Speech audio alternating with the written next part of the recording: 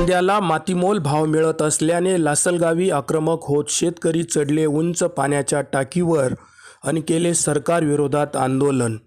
लासलगाव मार्केटमध्ये शेतकऱ्यांचे कांदा लिलाव बंद पाडून आंदोलन आणि घोषणाबाजी। अशा पद्धतीने जीवघेणे आंदोलन करून कायदा हातात घेण्याचा होतोय प्रयत्न। पोलीस आंदोलकांवर गुन्हा नोंदविणार का? गेल्या काही दिवसांपासून कांद्याला मातीमोल भाव मिळत असल्याने सरकारच्या विरोधात शेतकऱ्यांचा रोष वाढतच चालला आहे। कांद्याच्या पिकाला क्विंटल मागे 1600 ते 1800 रुपये खर्च होत असून कांदा मार्केटमध्ये विकण्यासाठी आणल्यावर केवळ 800-900 रुपये भाव मिळत असल्याने शेतकऱ्यांचे प्रचंड आर्थिक नुकसान होत आहे। सरकारने किमान कांद्यावर केलेला खर्च निघेल एवढा तरी भाव द्यायला हवा, पण सरकारची ध्येय धोरणे ही पिकवणाऱ्यांसाठी मारक ठरत आहे। कांदा खाणाऱ्यांची शेतकऱ्याला जास्त चिंता आहे, हेच प्रत्येक वेळी दिसून आले आहे। नाशिक जिल्ह्यात कांद्याचे पीक मोठ्या प्रमाणात घेतले जाते। जिल्ह्यातील इतरही बाजार समित्यांमध्ये कमी भाव मिळत असल्याने लिलाव बंद पाडणे, रास्ता रोको आंदोलन करणे सुरू आहे, पण सरकारला काही जाग येत नाही।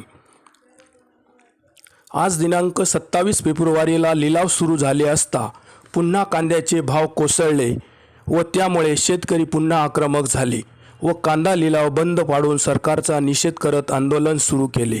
आंदोलक शेतकरी तर थेट आवारातील उंच पाण्याच्या टाकीवरच चढले आणि सरकार विरोधात घोषणाबाजी करत कांद्याला भाव मिळावा म्हणून आंदोलन सुरू केले। पाण्याच्या टाकीवर चढून 4-5 शेतकरी आंदोलन करत आहे ही बातमी पसरताच पोलीस आणि बाजार समिती पदाधिकारी तात्काळ घटनास्थळी दाखल झाले असून आंदोलन थांबवण्यासाठी प्रयत्न करीत आहे।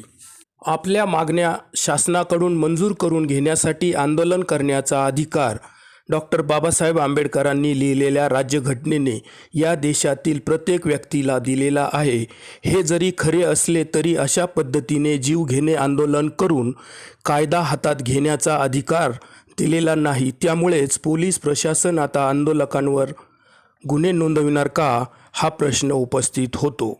कुठलीही परवानगी न घेता, निवेदन न देता आंदोलन करणे कायद्याने गुन्हाच आहे। त्यामुळे पोलीस या आंदोलकांवर गुन्हा नोंदविणार का, याकडे लक्ष लागून आहे।